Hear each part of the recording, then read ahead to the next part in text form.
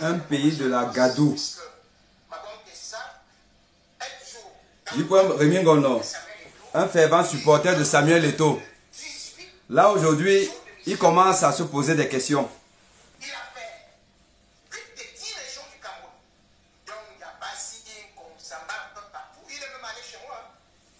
Samuel Eto'o,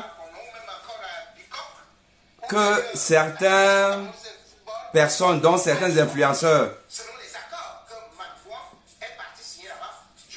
prédisent un avenir présidentiel. Un avenir présidentiel, Monsieur Samuel Eto'o, dans un pays profondément en difficulté. Un pays à la ramasse. On dit que quelqu'un qui n'est pas capable de gérer une petite fédération de football peut devenir président de la République. Le pays qu'on appelle le Cameroun, c'est un pays de sorcellerie. Écoutez Rémi Ngono. Il est en train de parler de la Gadou de Samuel Eto'o. Parce que Samuel Eto'o, c'est celui qui nomme tous les gens qui travaillent avec lui. Et si vous n'êtes pas un bandit, si vous n'êtes pas un voyou, si vous n'êtes pas un mal élevé, si vous n'êtes pas un incompétent, Samuel Eto'o ne vous nomme pas.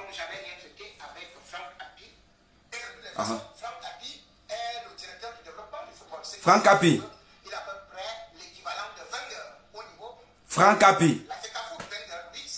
Je vais vous raconter des histoires sur Franck Capi.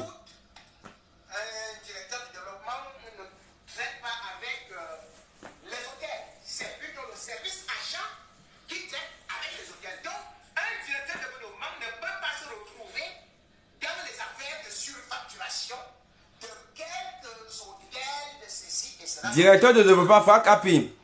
Dans les affaires de surfacturation, c'est ce que Jipoum Rémi Ngono dit. Franck Capi nommé par Samuel Eto'o.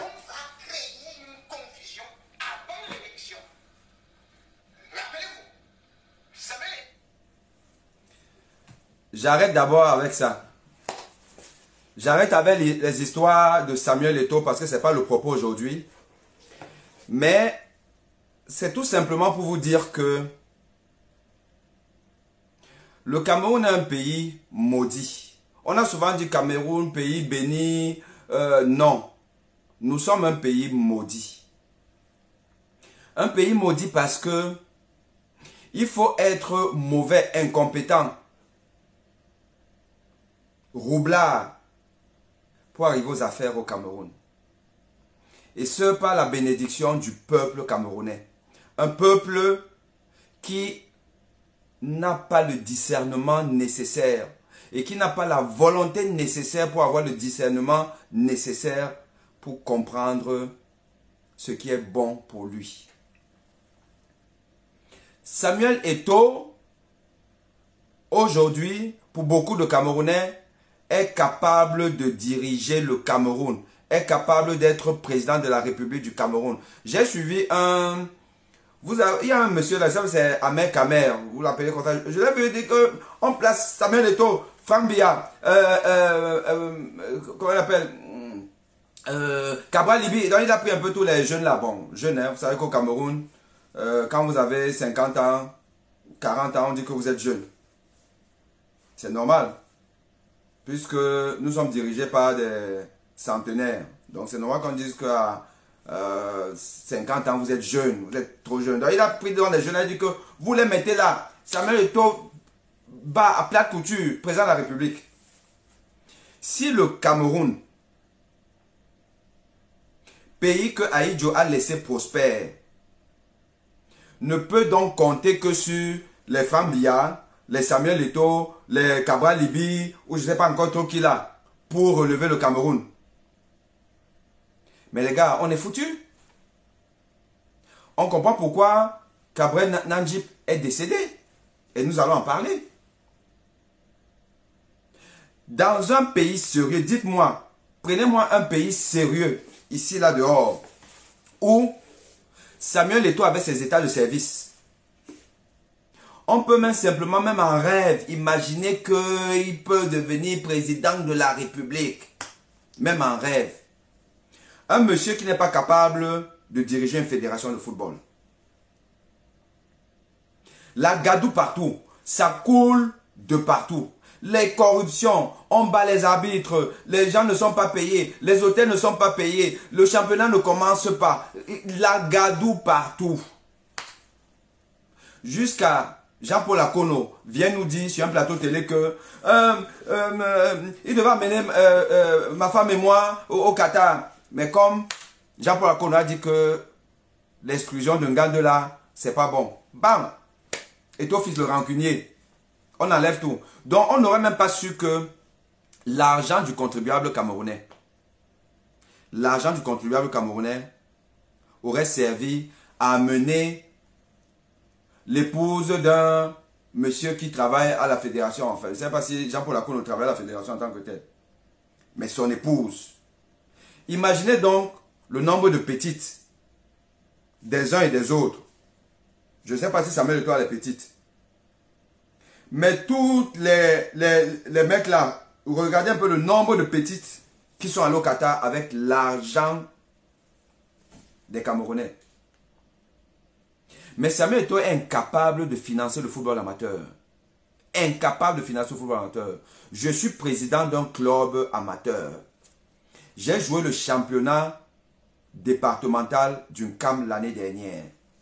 Je devais jouer le championnat départemental de la Sangara-Maritime cette année. J'ai abandonné. Demain, je vais adresser un courrier à Samuel Eto'o et au président départemental pour leur dire que j'abandonne. Pourquoi? Parce que on vous dit que le championnat va commencer juste après la Coupe du Monde. Donc, vous commencez à préparer votre championnat quelques mois avant. Donc, je prépare le championnat, je recrute les joueurs, je recrute le staff technique, le staff dirigeant, je fixe les salaires, je paye les gens, les entraînements, parce que les joueurs, c'est les petits gamins qui apprennent à jouer. Vous devez leur prendre au moins le taxi pour venir aux entraînements. Et à la fin, vous leur donnez même un petit 500. Chaque jour, entraînement. Les entraîneurs, ils veulent un salaire. Et en plus, vous savez, quand on dit que le président, c'est un Français, il vit en France. Il vit en France. Donc, il a l'argent. Et vous aussi, vous voulez mettre les gens dans un certain standard, un certain standing. Vous payez les entraîneurs, vous payez les équipements, vous payez les entraînements, vous payez les joueurs. Le jour où le joueur est malade, vous l'amenez à l'hôpital et tout ça.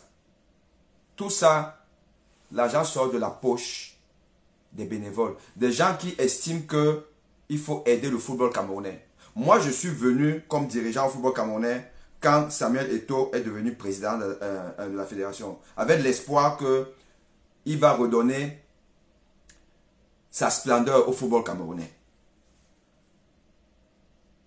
Première année, je n'ai eu que mes larmes pour pleurer. Parce qu'on vous dit que le championnat commence, mais il commence peut-être 3 mois après le début. Mais pendant ce temps, vous dépensez de l'argent pour entraîner une équipe sans aucun sponsor. Vous allez trouver le sponsor où pour entretenir un club de ligue départementale. Sans aucune subvention de la fédération. Une fédération qui a beaucoup d'argent. Qui offre un train de vie de seniors à des feignants qui ne font rien. Les Mabouan Kesak, les machins trucs là, l'autre là, les Tchoutang qui ne servent à rien. Vous leur donnez tout. Et même ceux qu'on ne connaît pas, vous leur donnez beaucoup d'argent. Vous amenez des gens au Qatar. Vous prenez même l'argent, vous amenez les présidents des clubs de l'élite 1 et l'élite 2. Vous les amenez au Qatar. Juste pour se balader. Comme ça là. Qu'est-ce que ça nous a rapporté? Le fait d'avoir amené tous ces gens-là au Qatar, ça empêche que Cameroun rentre après le premier tour. Et pendant ce temps, les clubs amateurs sont là à la débrouille. Ils font ce qu'ils peuvent. Mais évidemment, si vous n'avez pas de l'argent, vous allez recruter quel bon entraîneur pour former vos joueurs. Si vous n'avez pas d'argent. Puisque les bons entraîneurs ont un coût. Les bons joueurs ont un coût. Résultat des courses, défection sur défection. Les matchs annulé parce que une équipe n'est pas venue, elle n'a pas de l'argent et tout. Quelle est la qualité de football que vous aurez dans le championnat amateur? Quels joueurs, quelles pépites les jeunes là vous allez former de manière à devenir les futurs Samuel Eto'o, les futurs Roger Mila, les futurs Ben Joseph Antoine? Zéro. Du coup, on ne peut pas gagner le Gabon. On est obligé de passer par les recours administratifs, on va aux TAS et tout ça là pour nous qualifier. Alors qu'à l'époque, on battait le Gabon aller-retour avec seulement l'équipe réserve. Voilà donc la fédération de Samuel Eto'o. Où on explique maintenant que non, il est présidentiable, il peut devenir président de la République. Peuple camerounais, peuple de zombifiés. Réveillez-vous. Je vois maintenant J.P. Rémingono pointer du doigt la gestion de Samuel Eto'o. Ce que nous faisons depuis. Nous faisons ça depuis. Ça fait longtemps. J'ai fait mon premier direct conférence de presse. À la suite des tripatouillages à la Ligue d'Uncam. Où le monsieur là que vous appelez, comment vous l'appelez même, si c'est Crépin Niamsi, président de Diep Dinkam. Un soi-disant docteur qui passe son temps à dire ex-allié de Samuel Eto'o, ex-allié, parce que tu es candidat à la présidence de la FECAFOOT. Encore une candidature, on sait trop qu'il y a des candidatures un peu bidons comme ça là. Pour après dire que bon, je retire ma candidature pour m'allier à Samuel Eto'o. Vous ne comprenez même pas. L'élection est passée, ça fait déjà peut-être 2 ans ou plus. Il fait que signer ex-allié Samuel Eto'o. Parce qu'il veut qu'on valide ses tripatouillages à la Ligue d'Uncam. Donc, à la Ligue d'Uncam l'année dernière, lui et puis les dirigeants du département ont voulu absolument que le club d'Uncam soit champion de département. Mais ils sont faibles. Lui-même, il ne met pas l'argent pour avoir les bons joueurs. Donc, ils ont fait des tripatouillages et nous avons porté l'affaire à un autre club et nous avons porté l'affaire à la FECAFOOT. Nous avons écrit à Samuel Eto'o. Il n'a même jamais répondu. Il n'a jamais répondu. Samuel Eto'o n'a jamais répondu des griefs de malversation que nous avons portés objectivement contre Diep Dinkam et la direction départementale de la FECAFOOT. Jamais. Il ne peut pas. Puisque ce type-là ne fait que dire que, bon, allié Samuel Eto'o. Et vous le connaissez, Crépin Niamsi, tous ces postes, quelles que soient les bêtises de la FECAFOOT, quelles que soient les bêtises de Samuel Eto'o, il fait que le supporter. Samuel Eto'o aime les gens comme ça. Samuel Eto'o ne s'entoure que des griots qui lui disent, oh, après Dieu, c'est toi. C'est sûr qu'on est en train de lui chuchoter là, actuellement, que, tu sais, après Pobia, c'est toi. Voilà notre pays. Quelqu'un n'est même pas capable de diriger une fédération. Il n'a pas été capable d'être un remplaçant digne de la génération Boma. Quand lui, il a pris les commandes de l'équipe nationale, on sait où est allée l'équipe nationale. Pourtant, on avait des talents. Pourtant, on avait des bons joueurs. Les Alexandre Song, les Achille Emana, plein de bons joueurs, plein de talents. On aurait pu encore gagner au moins une Coupe des Nations avec lui comme patron. Rien. Zéro. Donc, comme coéquipier, compliqué. Dirigeant, on voit ça. Mais les Camerounais essaient de nous dire qu'il peut être président de la République. Donc, les nous comme ça, là, les gens sérieux, qui travaillent tous les jours pour essayer d'avancer. Nous, nous ne sommes pas intelligents. C'est quelqu'un parce qu'il a tapé au ballon, et très bien tapé au ballon. Il est devenu le Dieu des Camerounais. On n'a que ce qu'on mérite. Nous sommes dans un mécanisme de promotion de l'incompétence. Et à propos de ça, je vais vous parler de Nganou Djoumessi. Nganou Djoumessi, ministre des Travaux publics, monsieur taux, comment vous appelez ça? Dites-moi un peu, comment l'expression là, taux de quoi? Taux d'accomplissement, taux d'exécution. Je pense que c'est ça, non? Taux d'exécution. Attendez. Il faut que je vous suive en même temps.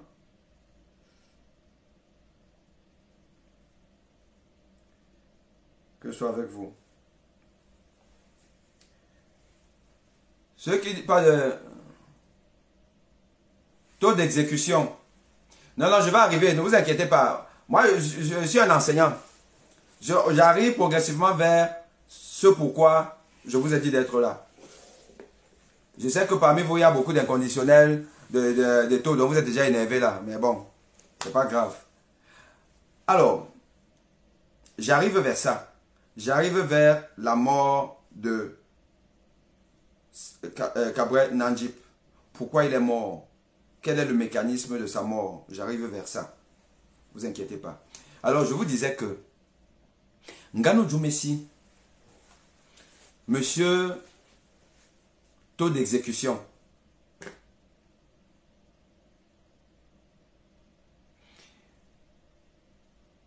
il fait comme tous les hommes du pouvoir au Cameroun. Tous les hommes du pouvoir à qui Dieu a donné la chance d'avoir une progéniture. Il faut absolument placer sa progéniture dans les sphères du pouvoir.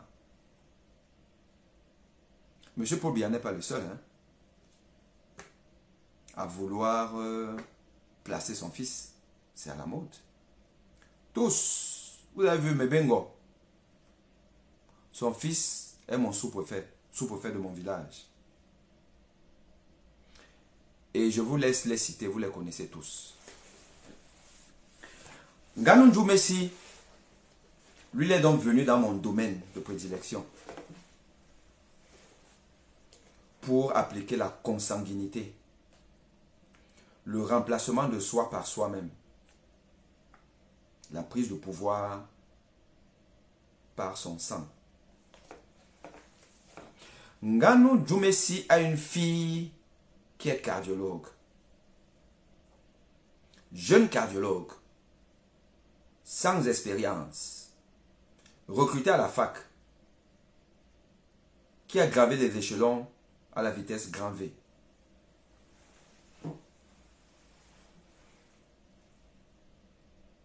Et qui, l'année dernière, la session de l'année dernière du CAMES, le CAMES, ceux qui me suivent savent ce que je pense du CAMES.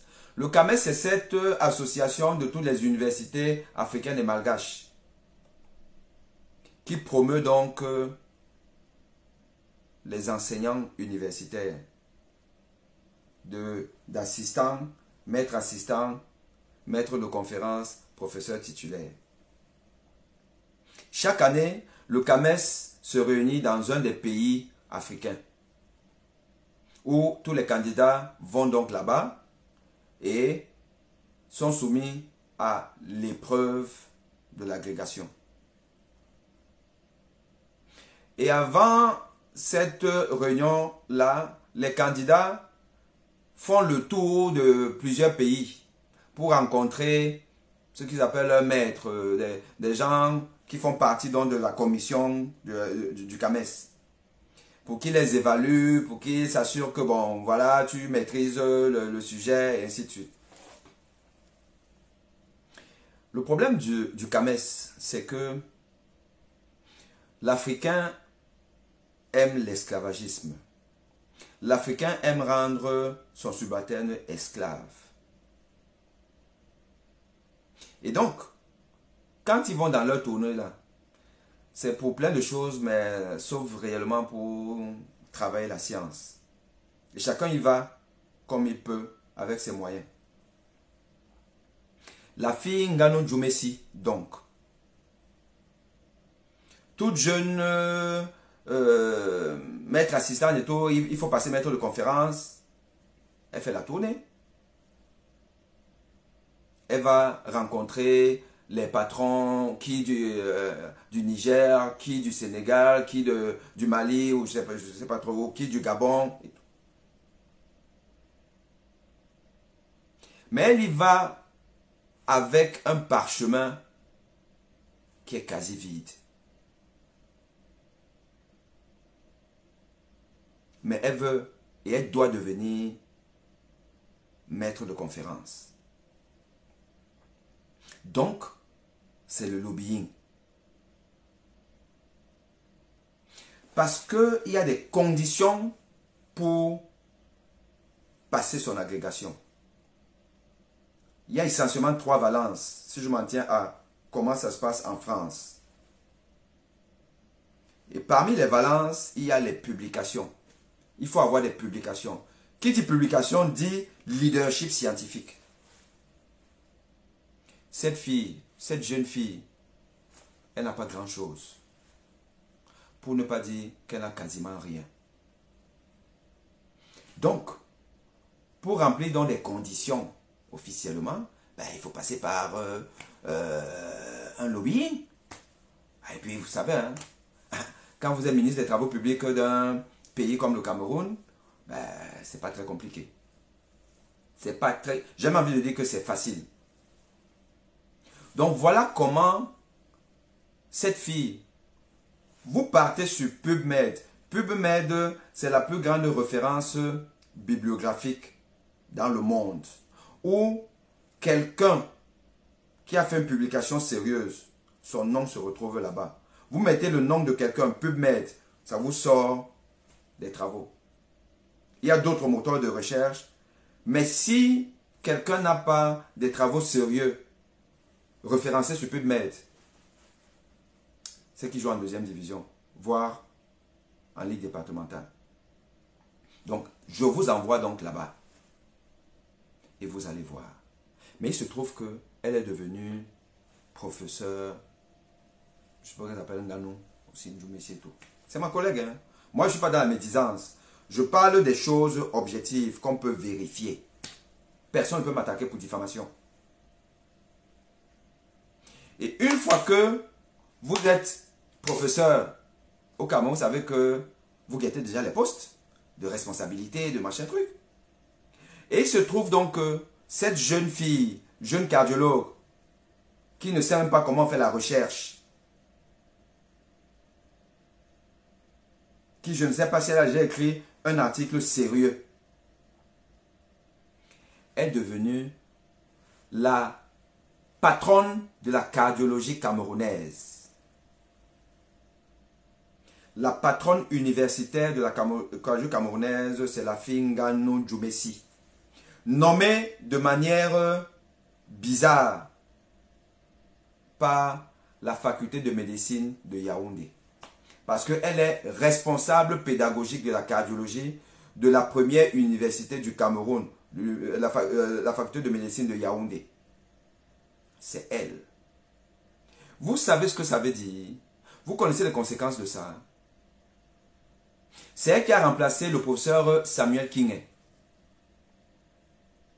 qui lui-même avait remplacé le professeur Wali Mouna, le fils de Tandem Mouna, président de l'Assemblée nationale du Cameroun de l'époque, et frère du bâtonnier Mouna, qui voulait être président de la République du Cameroun.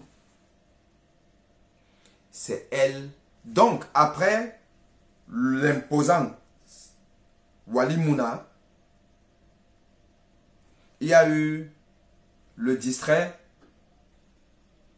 mais efficace à son niveau, Samuel Kingé, à qui on peut reprocher beaucoup de choses en termes de vision, en termes de je fais comment pour développer la cardiologie dans mon pays. Mais c'était un scientifique. C'était quelqu'un qui connaissait la science, qui connaissait la recherche, qui, dans les conférences internationales, pouvait parler et parlait. On sent que le mec, il connaît sa chose. Et donc, chronologiquement, depuis au moins, allez, on va dire, 4 décennies, on a eu Wali Mouna, lui aussi un barreau de la cardiologie. Quelqu'un qui avait un leadership international, panafricain. Il a été président de la Pan African Society of Cardiology. Il a fait ses études aux États-Unis. J'arrive aux États-Unis étant encore jeune cardiologue, mais déjà dans la recherche. Je travaillais, j'appartenais à l'hôpital à Pitié-Salpêtrière. Hôpital à Pitié-Salpêtrière, où est décédée, vous savez qui? La princesse Diana. Mon patron, ou l'un de mes 2 patrons, mais celui vraiment qui m'a initié à la recherche, le professeur Guy Fontaine, qui a inventé, créé, découvert une maladie. Je vais aux États-Unis avec lui pour présenter un de mes premiers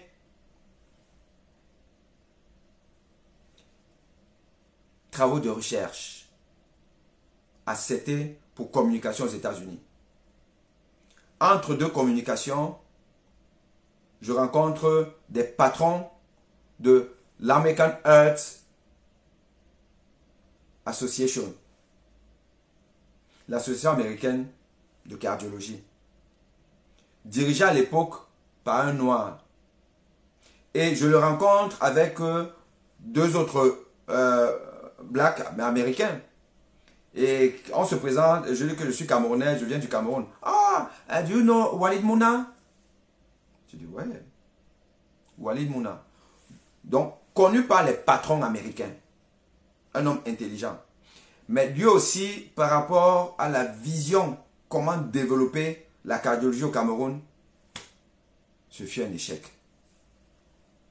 Mais, c'est un homme assis scientifiquement. Il a été remplacé par un autre aussi assis scientifiquement, Samuel Kinge. Et qui remplace Samuel Kinge? C'est une enfant qui vient de naître.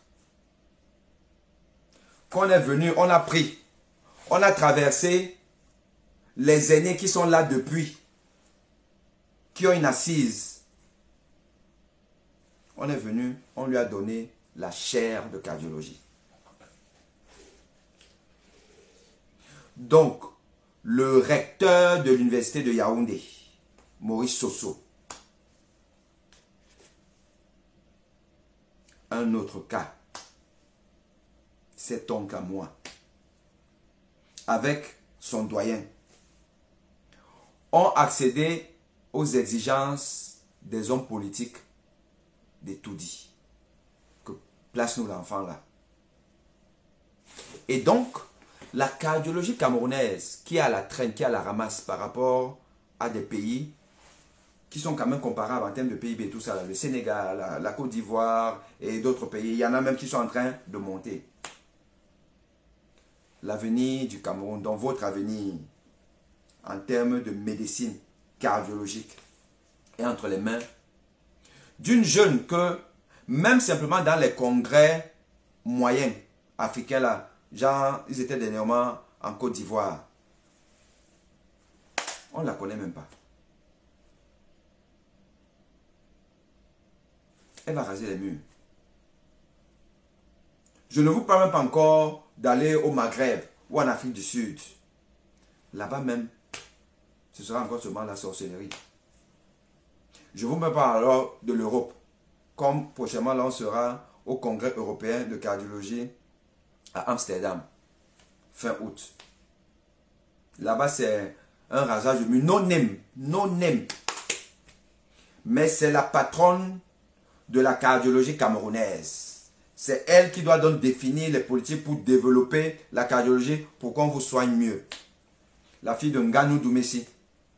Monsieur To,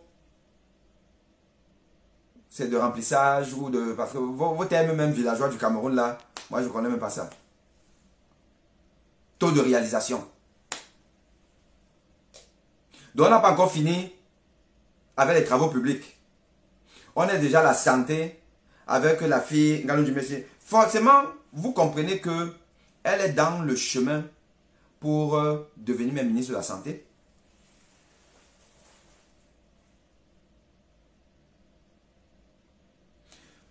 Nous sommes dans un pays de sorcellerie. Et comment vous voulez que des gens qui ne sont pas outillés puissent conseiller un ministre même qui est une catastrophe, qui est là simplement parce qu'il a épousé la fille de Ngongo ou la nièce de Ngongo.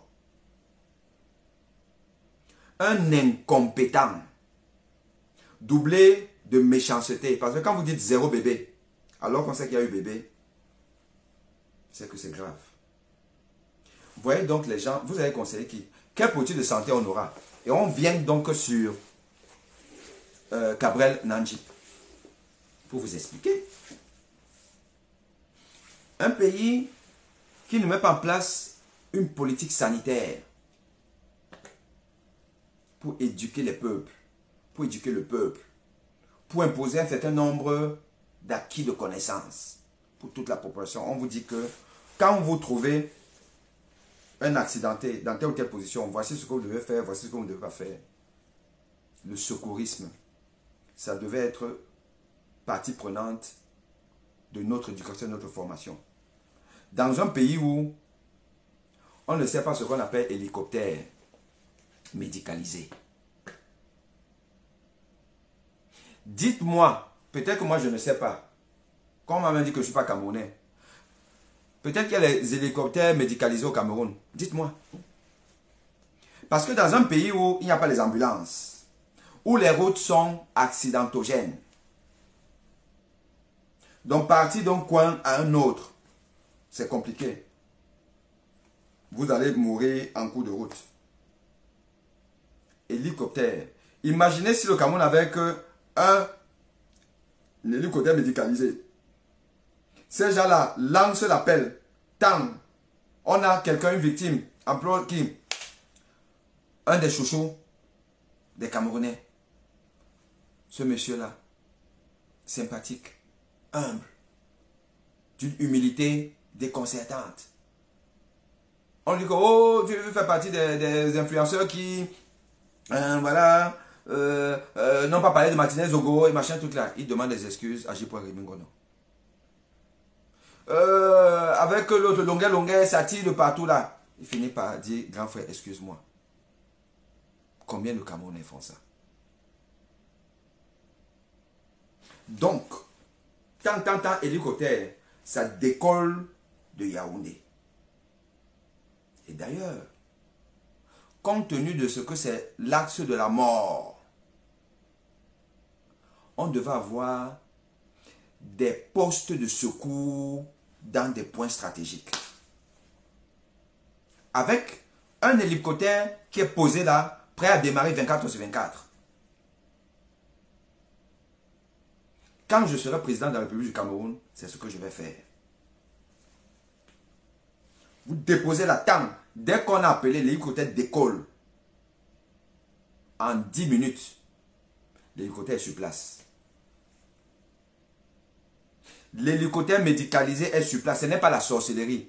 L'hélicoptère médicalisé, il suffit qu'on dise chaque voleur à Kondengui ou à Noubel, les Mebengo, les machins, tout là. On prend seulement le 10e de ce qu'ils ont volé. On met dans la santé publique. Et dans la santé publique, entre autres, on achète les hélicoptères médicalisés. On place partout. Dans un pays où il n'y a pas de route, je vous assure que Nanjip ne meurt pas. Parce que l'hélicoptère arrive. Et avant que l'hélicoptère arrive, n'arrive, ces gens qui étaient là, parce qu'ils ont appelé, on leur dit ce qu'il faut faire, ce qu'il ne faut pas faire. C'est ce qu'on appelle aujourd'hui la télémédecine, la téléconsultation, consultation à distance. Parce qu'évidemment, déjà quand on les voit, ils ne sont pas censés connaître, ils ont fait ce qu'ils peuvent. Ils ont fait ce qu'ils peuvent, voilà.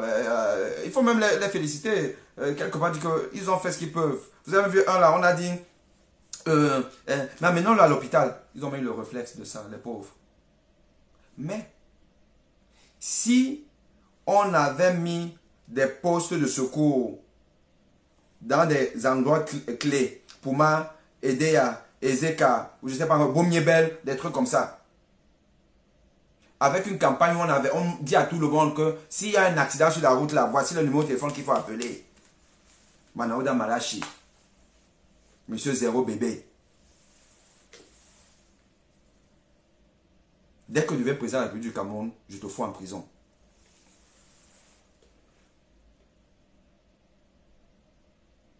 Donc, on vous explique.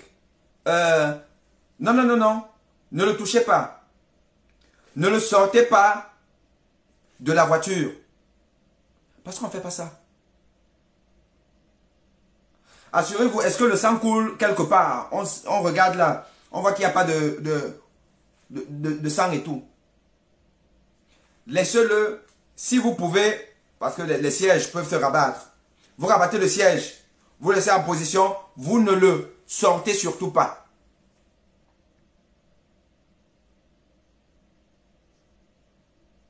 Parce que en le mobilisant, en le bougeant comme ça là, imaginez, s'il a peut-être eu une fracture cervicale et tout, vous aggravez la situation en le mobilisant.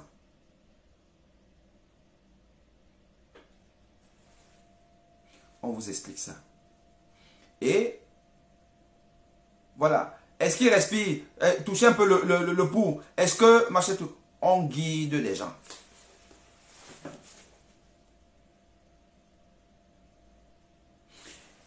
Et parce que il respire, ou alors il ne respire plus, on vous dit ce qu'il faut faire pour savoir si le malade respire.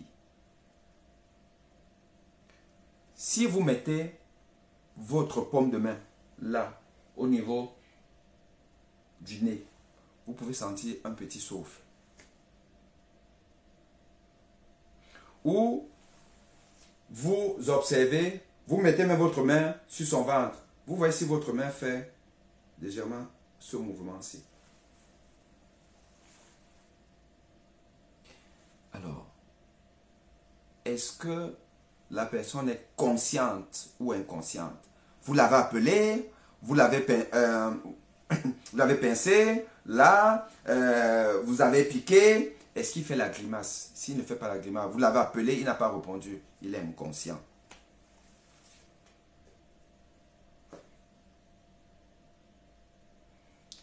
Est-ce qu'il respire? Dans cette condition-là, en général, le malade ne respire pas. S'il ne respire pas, ça veut dire qu'il est en arrêt cardiaque. Et à partir du moment où on n'a pas vu, parce que vous allez regarder, on vous a demandé, est-ce qu'il y a du sang quelque part? Parce que s'il y a du sang, il faut stopper le sang. Donc il faut le mettre dans une position où on va essayer d'appuyer la partie qui gicle et tout, pour stopper l'hémorragie, le temps que les secours n'arrivent. Mais s'il n'y a pas le sang, ou il n'y a pas suffisamment de sang et tout, il n'y a pas de fracture apparente, il est dans l'état où on a vu Nanjip. La cause de son décès, donc c'est la souffrance de son cœur. Et le cœur a souffert comment? La décélération. C'est-à-dire que le choc, tant, même s'il y a airbag, mais le choc de la partie frontale, enfin la partie avec le volant et tout ça là, sur la poitrine, tant, à une vitesse qui dépasse 60 km/h. Ça fait un ébranlement du cœur. Le cœur s'ébranle. Cet ébranlement du cœur qui va entraîner des modifications au niveau des ions dans les cellules cardiaques et une lésion des cellules cardiaques va entraîner l'emballement du cœur, ce qu'on appelle la fibrillation ventriculaire. Le terme médical de ce mécanisme-là s'appelle quoi? Qui peut me dire? Je ne vous mets pas à contribution.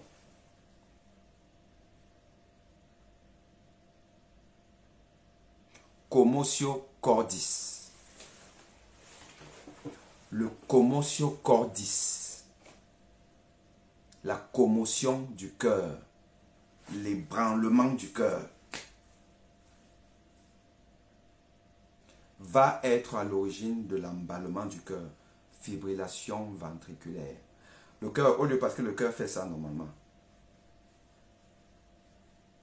Mais là, son cœur commence à faire comme ça là. Ça bat la chamade de manière désordonnée.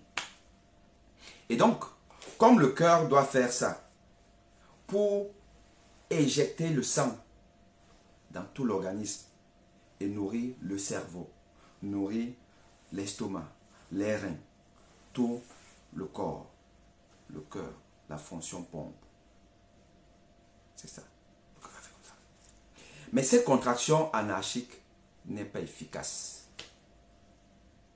Donc, le volume d'éjection, c'est-à-dire la quantité de sang qu'à chaque contraction, on envoie pour nourrir tout l'organisme, cette quantité de sang va diminuer peut-être des 4/5. En fait, le corps ne reçoit plus le sang. Le cerveau ne reçoit plus le sang. Les organes ne peuvent plus fonctionner. Mais en réalité, parfois même, c'est quasiment rien. Donc c'est l'équivalent d'un arrêt cardiaque. La fibrillation ventriculaire, due à ce choc que Cabrel Nangé a reçu. Commotio cordis. Entraînant la fibrillation ventriculaire. Et qu'est-ce qu'il faut faire dans ces situations? Il faut masser rapidement. Masser le malade. En ce moment-là, au moment où les secouristes là tirent Cabrel de la voiture pour l'amener là dehors et le larguer comme ça, on fait comment on l'amène à l'hôpital? Si on l'avait massé, ce bonhomme serait encore en vie. Si on avait commencé à masser, après avoir appelé les secouristes, pas les secours du Cameroun qu'on connaît là, les secours du Cameroun de Méboni, c'est-à-dire que quand on sera un vrai pays, ou d'un autre bon candidat, pas vos candidats là, c'est pour ça que je vous ai commencé par les Eto-Fils et tout ça, on me dit que les Eto-Fils, président, machin, tout ça, quelqu'un qui ne peut pas diriger une fédération, incapable de diriger une fédération, il va être président d'un pays. Vous aimez la sorcellerie dans votre pays là. Donc dans un vrai pays, pas celui de Paul Biya et son ministre de la Santé, Manaouda Malachi, qui doit normalement être en prison, mais un vrai pays. On appelle donc les secours, l'hélicoptère décolle en 10 minutes chrono, voire 5 minutes si c'est que il y a un poste pas très loin. En 5 minutes, l'hélicoptère est sur place. Pendant ce temps, les gars sont en train de masser. Quand l'hélicoptère arrive, on branche le défibrillateur. On largue le truc là. Défibrillation, tant le gars, il se réveille. Commotio cordis. Traitement, c'est massage, fibrillation, défibrillation. Les deux choses qu'on ne sait pas faire au Cameroun. Si vous allez regarder, comme il n'y a pas de formation grand public, le nombre de Camerounais, sachant faire un bon massage, là, au creux sternal, comme ça, là, vous appuyez comme ça, là, vous faites ça, tac, tac, 100 compressions par minute, tac, tac, tac, tac, tac, tac, tac, tac, tac, tac, tac, tac. Ils étaient 15. Dès que vous commencez à fatiguer, vous passez le relais à quelqu'un d'autre. Tac, tac, tac. 5 minutes après, l'hélicoptère est là. On a branché le gars. Soit on l'a récupéré avec ça. Soit le défibrillateur, dès qu'on a branché, et tout ça là, pendant qu'on l'installe et tout ça, vous continuez, vous ne devez pas arrêter. Vous n'arrêtez pas le massage. Tac, tac, tac, tac.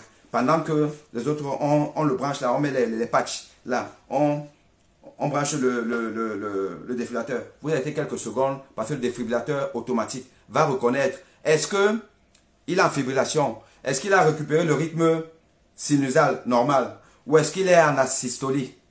S'il est en asystolie, c'est qu'il n'y a aucune contraction. Allez, pour recommencer. Tac, tac, tac, tac, tac. S'il est en fibrillation, tout le monde lâche là. Le défibrillateur charge. Allez, envoie une décharge. 200 joules. Tam. Le gars, il revient en lui. Et on récupère notre artiste, notre comédien. Et l'hélicoptère le retransporte donc vers un hôpital où il va être mis en surveillance, scopé et tout, branché, voilà. On le surveille pendant un moment. Parce qu'on sait que le pronostic du commotio cordis, quand on fait la réanimation rapide, il est bon.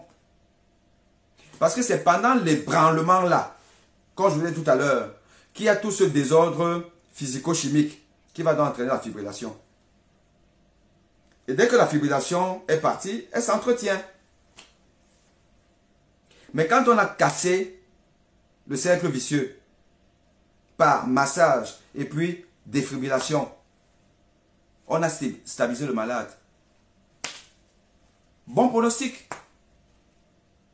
Quelques heures après, il va commencer à faire des divers avec vous.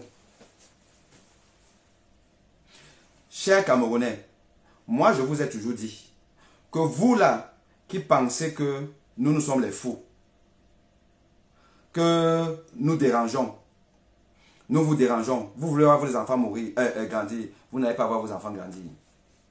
Gabriel Nandjip ne voit pas ses enfants grandir. Gabriel Nandjip ne voit plus ses enfants grandir. Voilà, 40 ans de souffrance. Une piste, 40 ans. 40 ans. Paul Biya n'a pas pu construire une autoroute. Douala Yaoundé, 40 ans. À Zambawama. Makobo Nala. Wabodje. 40 ans.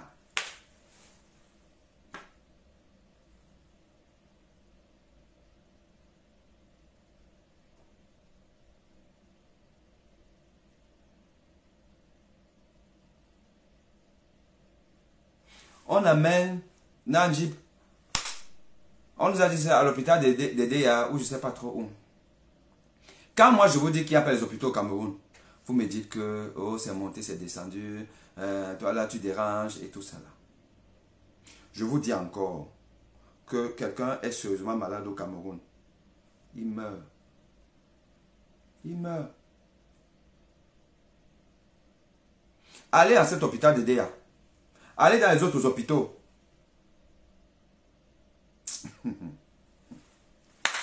Ouais, c'est pas possible. Le pays. Vous voyez les gens là avec des gros costumes. On a dit que Ngongo était à Douala aujourd'hui. Ils sont tous là dans de beaux costumes. Ils sont tous beaux là. Les grosses réunions, tout beaux. Mais leur résultat, leur fait d'armes, la gadou, à tous les niveaux. Et le peuple aime ça. Vous voyez même des gens que vous soutenez d'être des gens sérieux, viennent sur les plateaux télé. Il est aussi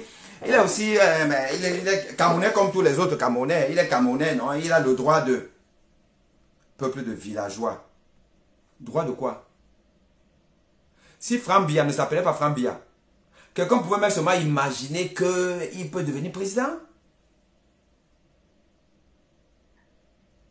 Il n'a droit à rien du tout. À rien du tout. Sauf dans un pays qui veut s'enfoncer. Dans un pays qui veut s'enfoncer, oui, il a droit. Un jour, je vais vous faire une révélation.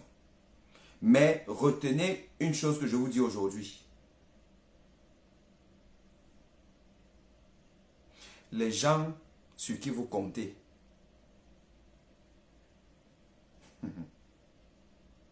les gens sur qui vous comptez, écoutez bien ce que je vous dis. En 2025, on reparlera de ça. Les gens sur qui vous comptez, vous êtes prêts à donner votre vie pour ces gens-là. Sachez que eux-mêmes ne comptent pas sur eux. Ils ont déjà choisi qui va remplacer le Père.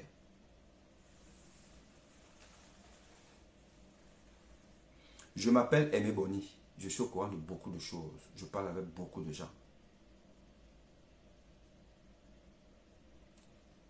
Ce que je vous dis, c'est que vous perdez votre temps. Comme vous avez décidé de faire du messianisme au Cameroun, de compter sur des messies, sur des gens que vous avez autoproclamés être à la limite des demi-dieux, sachez que ils n'ont pas le même agenda que vous. Je vous dis encore que je sais beaucoup de choses. Et j'ai pitié de vous. Parce que de belles routes non accidentogènes, de l'eau, de l'électricité, la bonne formation, les bons soins, je peux vous assurer que je vous donne rendez-vous dans 30 ans. Il n'y aura pas ça au Cameroun.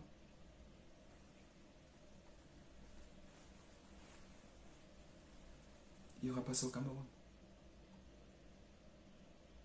Je vous dis encore que la patronne de la cardiologie camerounaise aujourd'hui, no name, inconnue au bataillon, à peine sortie de l'école, mais parce que c'est la fille d'un Nganou Messi. Et vous prenez les autres disciplines, c'est pareil. Donc, la santé publique au Cameroun, c'est pas pour rien que tout le monde veut se soigner à l'étranger. C'est pas pour rien que vous ne voyez pas les étrangers venir se former au Cameroun. Mais tous les Camerounais vont se former en Afrique de l'Ouest. Ils vont se former là-bas parce que le système de santé là-bas est solide. Et que quand vous avez des gens qui sont des patrons là-bas, ben, c'est pas des petits patrons. Hein.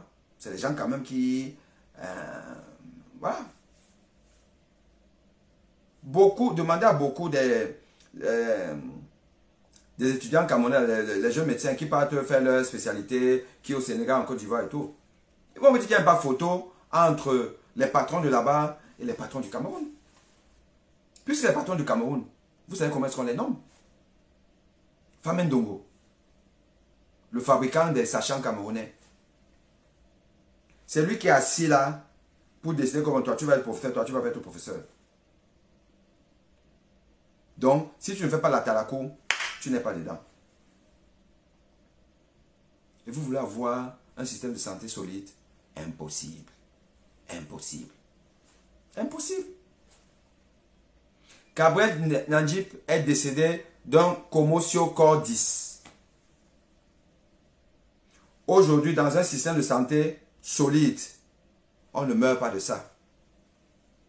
Avec une prise en charge spécialisée dans un délai de 5 à 10 minutes. Et entre-temps, on a appris aux gens à faire des massages. Ou il y en a le réflexe de mettre en place un système de consultation à distance pour expliquer aux gens ce qu'il faut faire. Gabriel ne serait pas mort. Et ça, ce n'est pas compliqué à mettre en place. Ce n'est pas compliqué.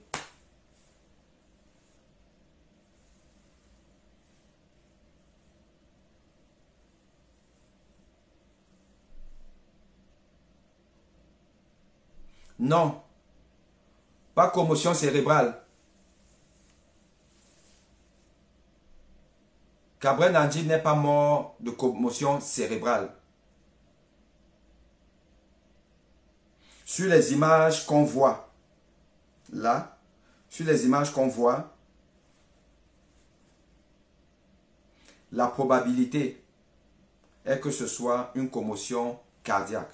Mais oui, là je suis d'accord, la commotion cérébrale peut aussi être à l'origine. C'est-à-dire que si c'est sa tête qui l'a cogné durement sur le mur, le pare-brise ou autre, il y aura ébranlement du cerveau. Parce que la commotion cérébrale et la commotion cardiaque ont le même mécanisme initiateur. Oui. C'est la décélération de l'organe face à une vitesse de contact très importante. Bon. Et dans l'un ou l'autre cas, on va perdre connaissance. Effectivement. La perte de connaissance dans la commotion cérébrale est due donc au choc qu'on a reçu au niveau du cerveau. Effectivement, c'est le cerveau qui contrôle la vigilance, la connaissance et tout, donc on va perdre connaissance. La perte de connaissance due au choc au niveau de la poitrine, du thorax. Si c'est le choc au niveau de la tête qu'on cogne, commotion cérébrale. Si c'est au niveau de la poitrine, peut-être ça peut être le volant ou autre, là, ce sera une commotion cardiaque, commotion cordis. Et la perte de connaissance est due, comme je vous ai dit, à la fibrillation ventriculaire. La fibrillation ventriculaire qui va entraîner une baisse du débit cardiaque, baisse du volume d'éjection systolique. Et donc, hypoperfusion du cerveau et tout, on perd connaissance. Et comme le cœur ne pompe plus parce qu'il bat la chamade, il n'est pas efficace et tout, donc arrêt cardiaque. Et il faut donc masser. Donc dans tous les cas de figure, le mécanisme qu'il a eu là, parce que si il y a peut-être une hémorragie cérébrale très importante parce qu'il y a eu rupture de la rate ou je ne sais pas trop quoi, vous perdez ça gifle, ben, en quelques secondes vous êtes parti. Hein. Et puis là, il y a pas, le massage ne va rien faire.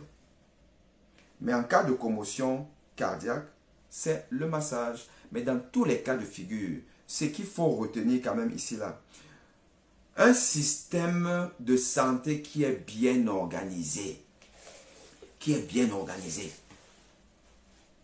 on ne perd pas ce genre de personnes. Je ne vous parle même pas de l'état de la route, hein, du côté Nganou Djoumessi, et quand je parle pas de ça parce que tout le monde parle de ça et tout le monde peut parler de ça. Moi, je vous parle de ce qui est mon domaine, la santé, l'offre de soins dans un pays sérieux. Où on sait que on a l'axe de la mort. Déjà, je demande aux Camerounais de ne plus appeler cette route-là l'axe lourd. Parce que l'axe lourd même, c'est même aussi cette appellation-là qui nous entraîne dans une certaine quiétude et finalement on meurt. Appelons ça désormais axe de la mort. Axe Paul Biya. Axe de la mort.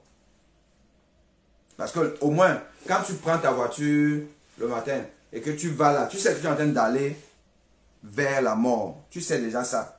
Donc, tu vas un peu te calmer. Axe de la mort. Donc, dans un système solide, vous savez que vous avez l'axe de la mort qui relie vos deux plus grandes villes. Il n'y a pas de poste de secours. Il n'y a pas de poste de soins. Les hôpitaux ne sont pas vraiment outillés. Parce que vous allez arriver à l'hôpital d'Edea ou des Zeka avec un malade. Je vous dis que je suis sûr que, allez demain là, les gens qui sont à Edea, allez à Edea. Je suis sûr qu'il n'y a pas un défibrillateur dans cet hôpital. Je suis sûr qu'il n'y a pas un défibrillateur. Et s'il y en a, il est parqué quelque part, rouillé. Je suis sûr. Je suis sûr que la réanimation, si on va l'inspecter en termes de standards internationaux, ne peut pas bien prendre en charge les malades. Je suis sûr. Je suis sûr de beaucoup de choses.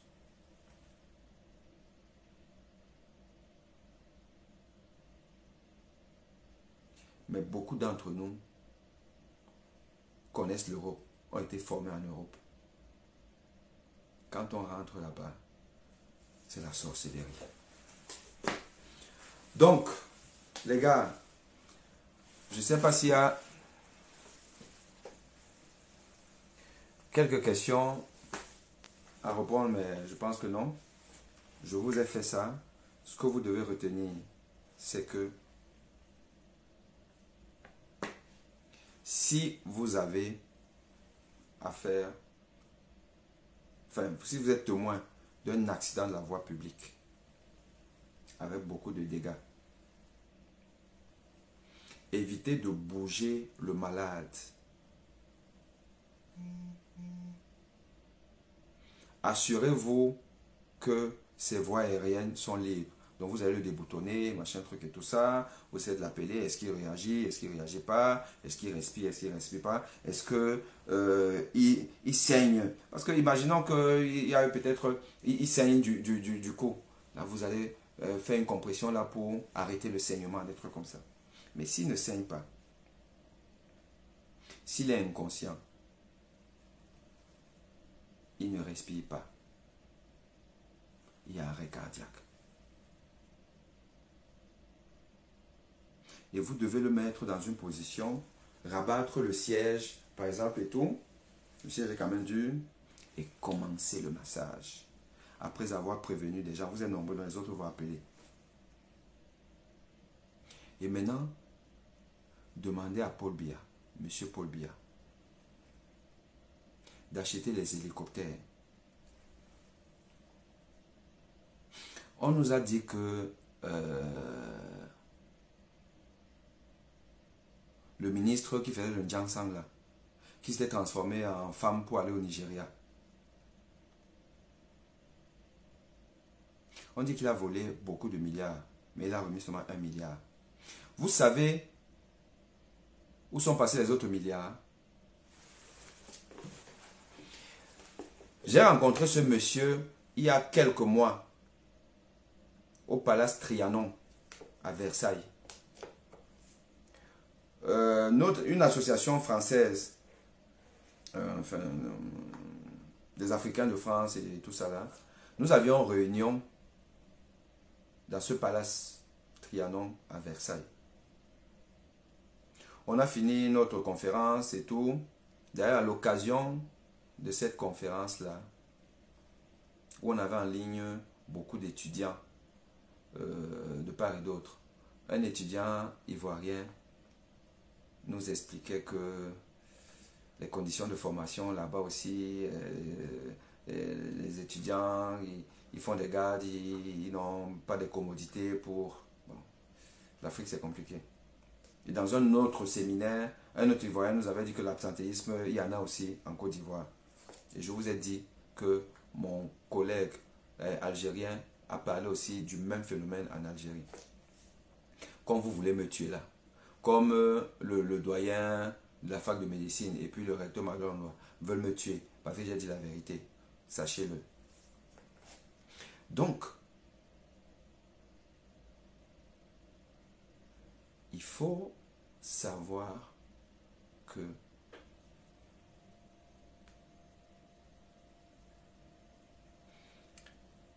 si nous ne faisons pas attention, nous allons tous y passer.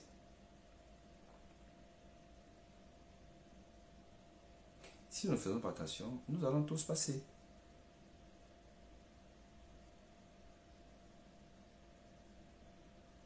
L'hôpital d'Edea n'est pas outillé. Si on ramène même jusqu'à Douala, on aura des surprises. Mais vous allez ramener comment? Comment vous allez ramener? Avec déjà quel équipement, quelle ambulance, quel SAMU? Rien. Donc il faut les hélicoptères. Dites à M. Paul Biya d'acheter les hélicoptères. Dites-lui de prendre l'argent chez le ministre des eaux, là, c'est pas si c'est le ministre des eaux, celui qui avait fui au Nigeria. Je l'ai rencontré à l'hôtel Trianon. On a fini notre séminaire. nous sommes allés manger. Quand on a fini de manger, en sortant, je vois le monsieur en bonne compagnie, à l'hôtel. Il fait les tours. Et je dis à des collègues que le monsieur là, vous savez qui c'est? Non, je lui dis qui c'est. Là, je suis en train d'avoir un... J'oublie un peu son nom, mais je crois que vous savez de qui je parle. Et une des collègues dit donc que je vais aller le saluer. Elle est allée, parce qu'il était assis quelque part avec sa compagne. Monsieur... J'ai oublié son nom. C'est vous. Et ce monsieur, oui, ministre Jansan, à Tanganakuna. À Tanganakuna. Moi, j'ai vu à Tanganakuna, à l'hôtel Trianon. Il logeait là. Quand on l'a libéré là, il allait à la présidence saluer ses amis de la présidence. Et puis voilà, maintenant il se balade avec notre argent. Il bouffe notre argent. Il a dit à la dame, non, vous vous trompez, vous faites une erreur et tout. À Tanganakuna. En temps normal, si c'est quelqu'un qui était un bon commis d'État, il a rendu service à la nation, il a fait des choses, il a créé des emplois, il machin truc, maintenant il se repose et tout, mais il serait même comme une vedette à signer même des autographes. Mais non, il fuit la célébrité. Vous avez vu quelqu'un qui fuit la célébrité? Parce que ces gens-là, ils sont venus sur cette terre pour finir avec nous. Ils sont venus sur cette terre pour finir avec nous. Et partir avec notre argent. Et manger ça comme Don Basilio. Ouais, Don Basilio. Mais comment je ne vais pas oublier les noms? C'est déjà même que vous devez les oublier. Parce que comme on ne peut rien, on est dans un pays où de toute façon on peut parler, rien ne change. Pour ne pas avoir l'AVC, moi je préfère même oublier ces gens-là et oublier leur nom. Don Basilio. Je l'ai vu au Trianon. Donc il se la coule douce. Il vit bien. Parce que je vous rappelle que le Trianon, le palace Trianon, c'est pas vos francs CFA. Hein. Tu sors de l'argent pour loger là-bas. Et ça, je l'ai vu une fois. Vous imaginez son train de vie depuis un ancien prisonnier.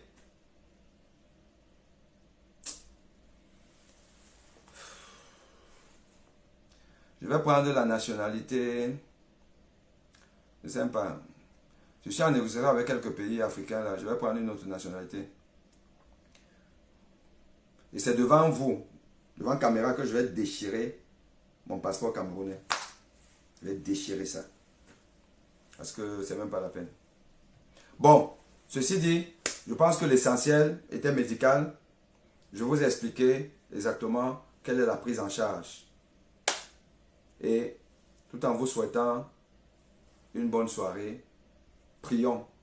Prions pour que l'esprit de Cabrel aille auprès de celui qui est tout haut.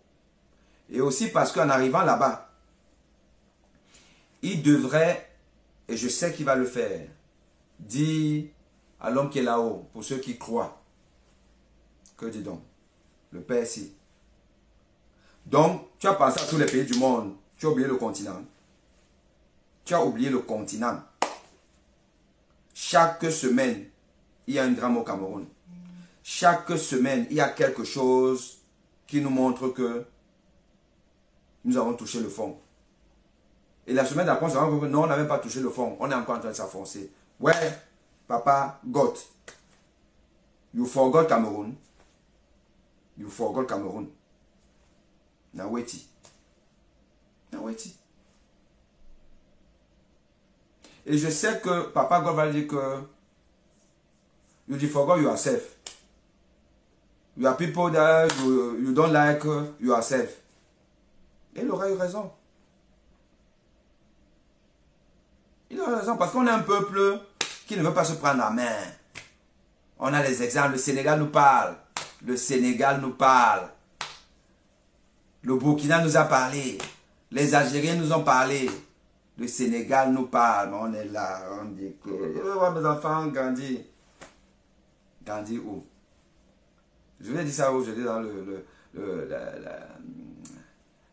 direct de ce matin. Vous allez grandir avec un spermatozoïde. Pour avoir les spermatozoïdes vigoureux, là, il faut bien manger, il faut être à l'aise, il ne faut pas avoir des soucis, il faut être... voilà. Vous voyez nos femmes là qui se disent belles, elles disent qu'elles sont influenceuses du corps. Ouais, le corps d'une femme. Vous sentez qu'elle vit mal? On vit mal au Cameroun. Donc vous n'allez pas voir vos enfants grandir. Najib ne va pas voir ses enfants grandir. Donc continuons. Continuons comme ça là. Frambouya va venir. On dit qu'il est jeune, 50 ans. Et puis vous savez que dans cette famille-là, c'est jusqu'à 100 ans. Hein? Donc, il aura encore pendant 50 ans. Donc, imaginez donc, un monsieur, on ne sait même pas si c'est bien en français. On ne sait pas s'il connaît sujet, verbe, complément. On ne sait même pas s'il a le baccalauréat. On ne sait rien de lui. De positif. Mais il va prendre le pouvoir. Parce que même les gens sur qui vous comptez là, vous croyez qu'ils comptent sur eux-mêmes. Ils ont déjà dealé. Et je vous dis ça. Et je vais vous faire des confidences le moment venu. Mais retenez ce direct d'aujourd'hui que je vous ai dit ça. Parce que je sais. Et tout ça, pourquoi? Parce que le peuple n'est pas déterminé à tourner la page. Le peuple n'est pas déterminé.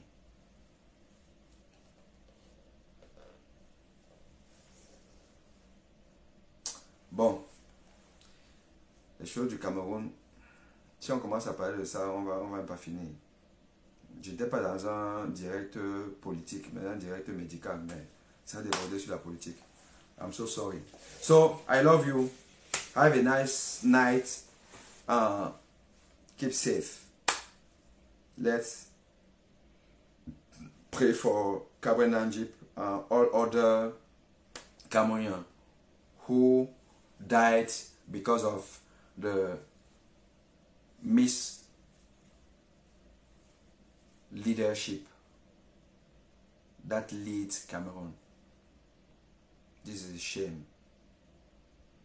It's not understandable that we don't have roads in Cameroon.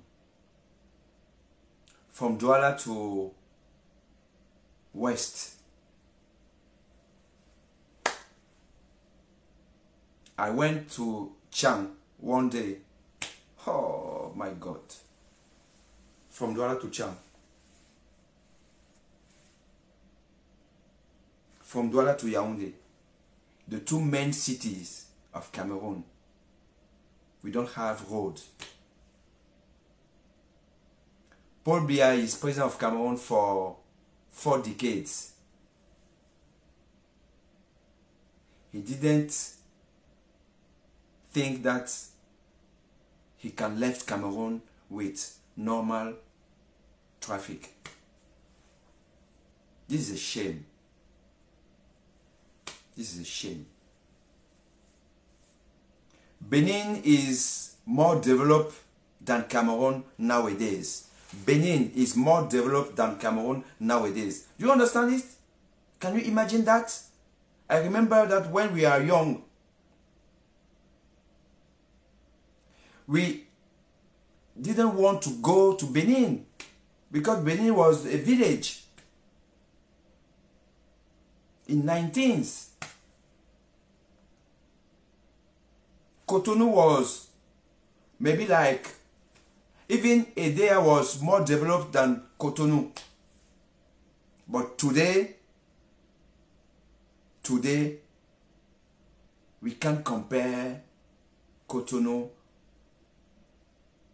and Douala or Yaoundé.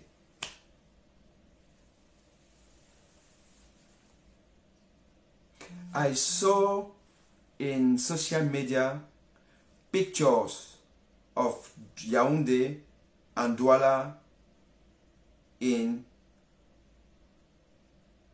the 16th and 17th decades compared to nowadays. We are more underdeveloped than in that period. So we did not progress, but the contrary. How do you imagine that? How do you imagine that? So rich country, all facilities, all we have, oil, gas,